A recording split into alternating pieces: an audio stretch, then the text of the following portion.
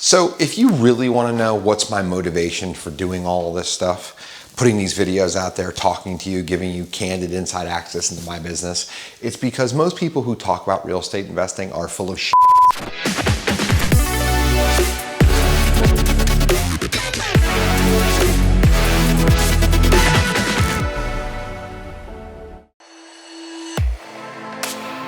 We're standing at 423 North Davis Avenue. We're a block off of Monument Avenue, the heart of Richmond, one of the nicer neighborhoods around. This is a house we bought for $510,000 off the MLS. It was sitting. We were finished with it, literally painting it.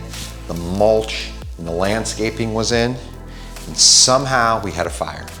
Like somehow. Like there was an arcing of an old line that was in an attic. We've had inspectors from the city, we've had inspectors from the fire company, the fire department, the insurance company, everybody. Basically, they just summarize this as happens. It's an 80-year-old house, something arced, something caught fire, poof. This thing that was supposed to go on the market and be sold and would have sold in a couple of days in an incredibly hot market turned into a massive pain in the ass. Massive. So, how do you make sure it doesn't turn into more of a pain in the ass? You need insurance, that's it. We didn't do anything wrong, it just happened. And thankfully nobody was hurt, everybody got out. The day the fire happened, literally there was like a chimney of smoke coming through the roof. Someone came and knocked on the door and told the painters who were in the basement, and they went running out. The fire department doesn't come in with velvet gloves, they come in with axes and hoses. And it's really cool if you're two, like my son, to watch the fire trucks and all the water. But as the investor who owns it, it absolutely sucks because the place gets destroyed. There's water damage, there's smoke damage. While I'm standing here, there's still water. The fire was 6 weeks ago. Still smells like smoke. Like then we got to deal with all that and we got to sell it on the back end. It's a massive pain in the ass. So what's the moral of the story? This is not an easy business. It's very hard. You need to do the right things, follow the right steps, follow the right process. That's why we're putting these videos out. In addition to that, if you do everything right, you can still lose. So you must be insured. Let's talk a little bit about insurance. I'm not a huge fan. It's a lot of money. I've been dropped by like 3 insurance companies. They just don't like the asset basket. You know, we filed a $30,000 claim, they dropped us, whatever.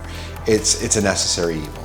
Publicly traded companies like the one I used to work for are what's called self-insured. They just don't pay an insurance company. If a house burns to the ground, they deal with it. That's kind of how it works. We could be out hundreds of thousands of dollars if we didn't have insurance. Hundreds of thousands. That'll break most businesses. So if you don't have proper insurance, it can break you.